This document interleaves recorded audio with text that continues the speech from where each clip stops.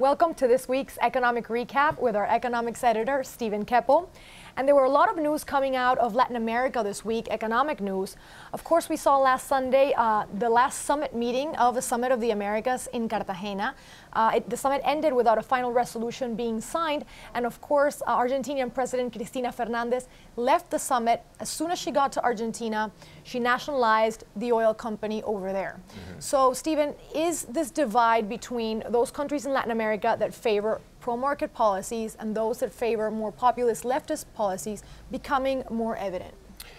Yes, I mean, that's what we definitely saw at the summit. There's a divide. It's both an economic and geographic divide. On the economic side, as you said, you still have some of these countries that have a populist model, socialist model, whatever you want to call it. These are, your Venezuela, Ecuador, Argentina.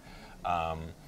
And then you have countries on the other side of the spectrum which are very open to free markets, trying to attract foreign investment. This is, Mexico, Chile, Costa Rica, Panama.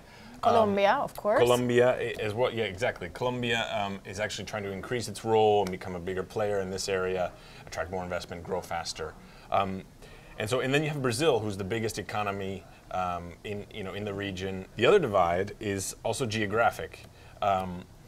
You have a lot of these open market, free market countries on the Pacific side of Latin America. Okay. So they're kind of actually getting together along the Pacific Rim and developing what they've called a Pacific Alliance, where they'll have trade more closely with the United States, but also with Asia. So who's winning? Who has the winning formula? The better formula. I mean, from my perspective, I think it's definitely those that are going with more of a free market strategy. Now, there's some caveats, obviously.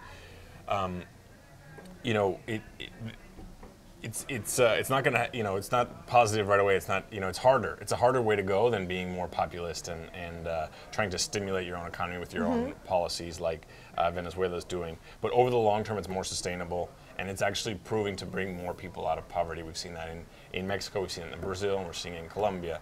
On the other side, you have Venezuela and Argentina, which rely a lot on commodities, and so the governments have a lot of cash to give out to people.